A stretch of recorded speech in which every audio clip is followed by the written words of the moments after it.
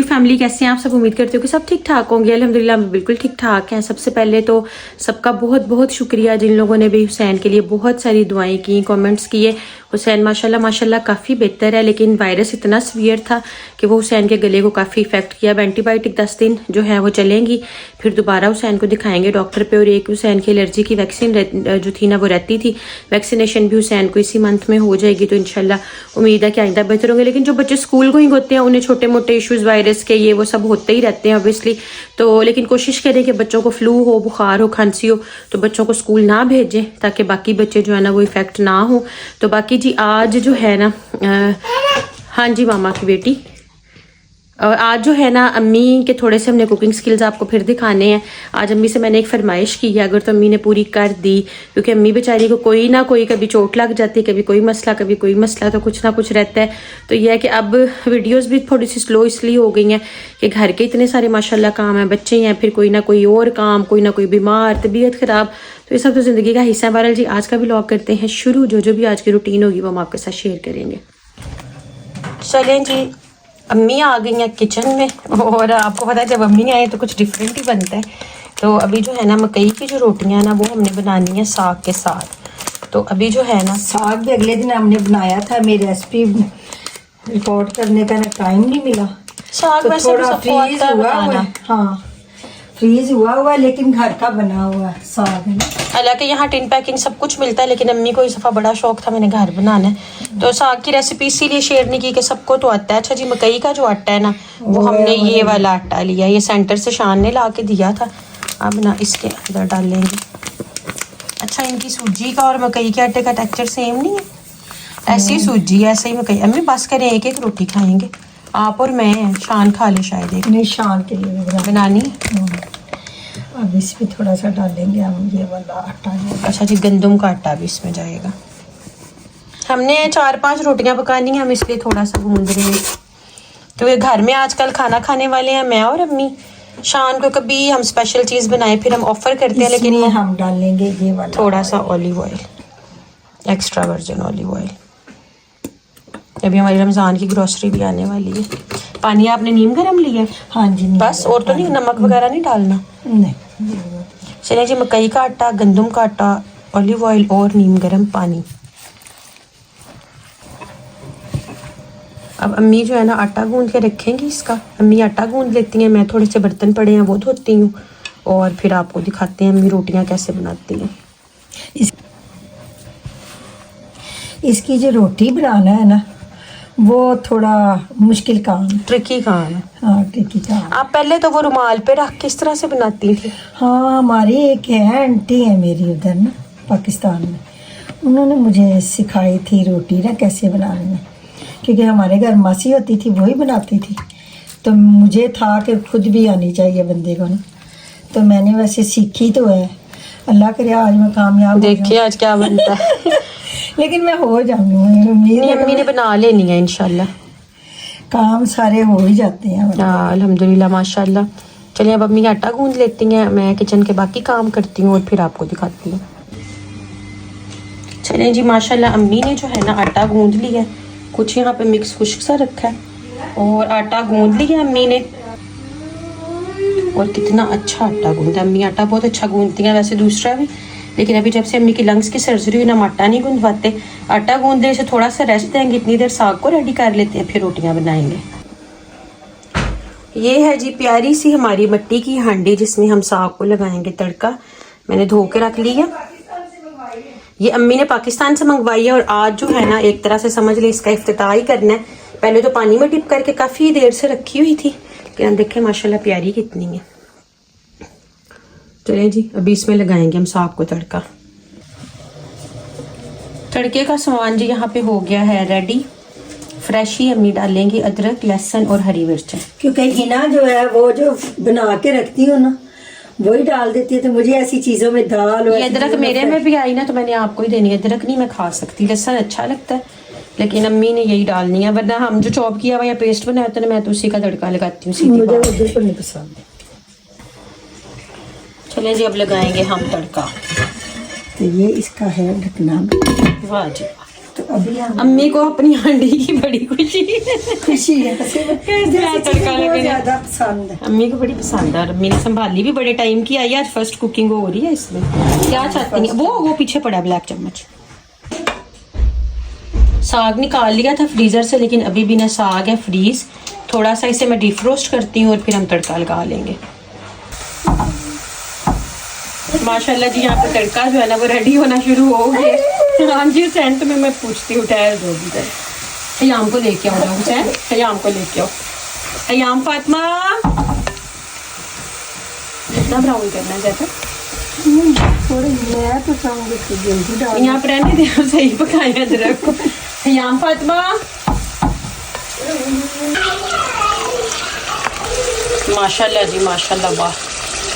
अम्मी ने साग और हरी मिर्चें भी डाली हैं। आप जरा इसे अच्छे तरीके से पकाएंगे। शक्ल कितनी अच्छी लग रही है। चलिए जी, साग पक रहा है, रोटियों के लिए तैयारी हो गई है, मक्खन निकल आया है और अम्मी ना रुमाल पे ऐसे रोटी बनाती है। ये मैंने सीखी थी।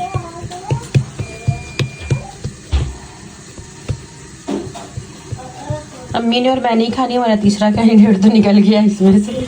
मैं तो सुबह नाश्ता करूँगा। कहता है ऐसी चीज़ का नाश्ता करवाना हो तो करवा देना, वरना मैंने ऐसे नहीं खाना। यहाँ फातिमा जी करते हैं जी जी जी। नो चल ठीक है जी। नो किस चीज़ की? या फातिमा आपने मकई की रोटी खानी है? ना ना अल्लाह अल्लाह, ठीक है हम खा लेते हैं खुद ही। दोनों बहन भाई टारगेट पे हैं कि इधर क्या हो रहा है ना। ये देखे इसके बालों की हालत देखें जरा। मैं किचन में आ जाऊंगा। ये इन्होंने पीछे ही रहना है, पीछे ही रहना है इन्होंने फिर साथ ही रहना। मैं कितनी बारीक बना दी, बहुत अच्छी बात है। क्या खाऊंगा? गुदगुदी करता है आके। परफेक्ट। अब वैसे आपने भी बना लेनी है ना। आटा कितना अच्छा गूंदा हुआ, आटा बहुत अच्छा बन गया। इतना मुलायम सा है ना आटा, तो रोटी में कोई मुश्किल हो ही नहीं रही। बस इतनी बारीक नहीं बनानी। नहीं बस करेंगे, मैंने बारीक बना। लेकिन ये एक तो छोटी रोटी है। ये आपसे खाई एक भी नहीं जानी। जितना चलें जी, डाले तवे। आपने मक्खन वाली खानी है? मक्खन वाली बना दे ना, ये तवे पे डालनी बड़ी आसान है। डाले। लो जी बिस्मिल्लाह। ओ वाह जी वाह, वाला रोटी।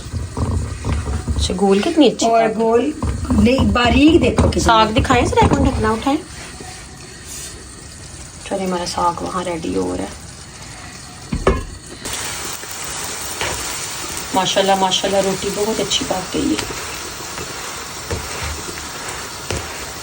दोनों अंदर अकेले कमरे में खेल रहे हैं।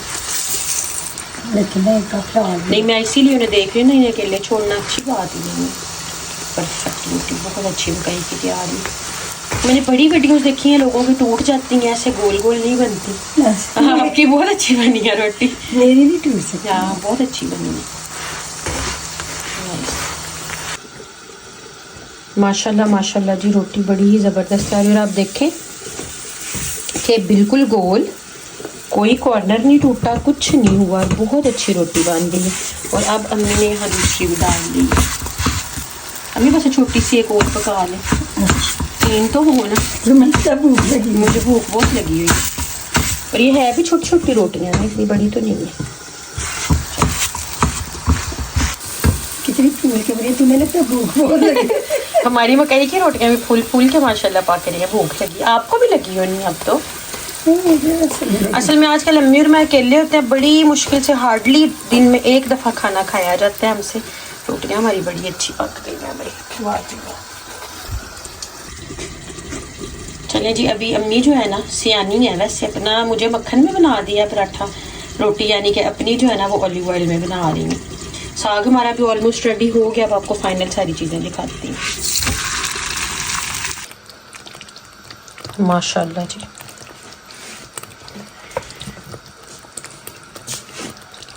अच्छा मट्टी की हांडी का ये तो बहुत देर खाना पकता रहता है, चाहे आप चूल्हे से उतार ये देखो ना, अभी ढकना उतार भी देना तो इसने पकते रहना, इसने पकते रहना। हाँ, और बहुत देर तक इसने गर्म। माशाल्लाह बेहतरीन साग, बहुत मज़े का साग बनाया अम्मी ने, मकई की रोटियाँ।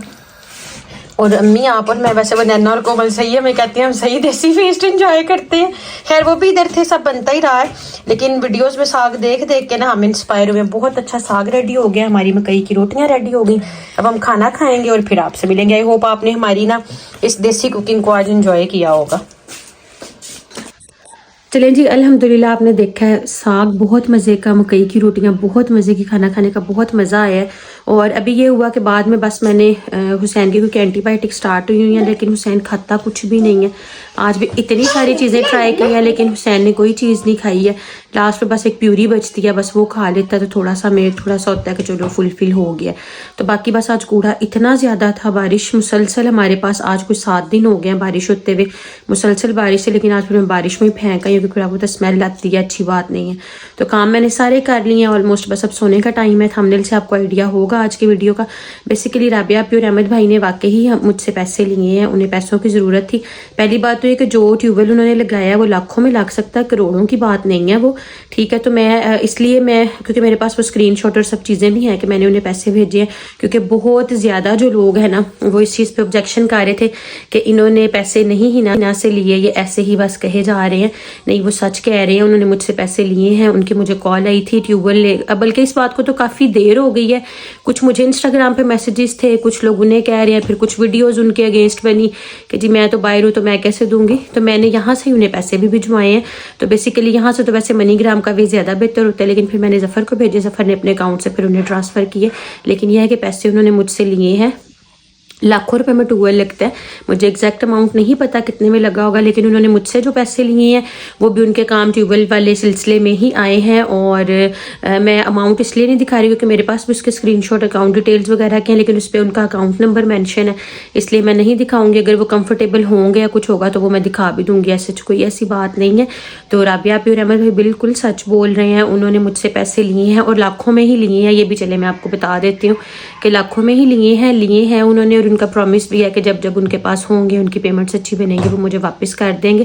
तो बाकी है कि अच्छा सोचा उन्होंने कारोबार किया, इसीलिए हम लोगों को भी उनकी ये चीज़ पसंद आई है। जैसे मैं हूँ या नवाज़ भाई या ज़फ़र, हमें अच्छा लगा क्योंकि यूट्यूब आपको पता है परमानेंट नहीं है, व्यूज़ वाइज सारी पेमेंट्स और चीज़ें होती हैं। जितनी पाकिस्तान में महंगाई है, अपना कारोबार होना बहुत ज़रूरी है। और गाँव में ना, अब हमारी भी ज़मीन है, सारा सिलसिला गाँव में ट्यूबवेल का काम, जो ट्यूबवेल का पानी सेल होता है वो बड़ा अच्छा काम है। हाँ जी, तो ये है कि अब आप सबको क्लेरिफाई हो गया होगा। स्क्रीनशॉट पेमेंट्स के या जो सारी डिटेल्स वगैरह हैं उनकी वो मैं खुद नहीं शेयर कर रही कि अच्छा नहीं लगता। बाकी अगर किसी को ज़्यादा मज़ीद भी ना यकीन इस चीज़ पे हुआ तो कोई बात नहीं, मैं वो भी आपको दिखा दूंगी।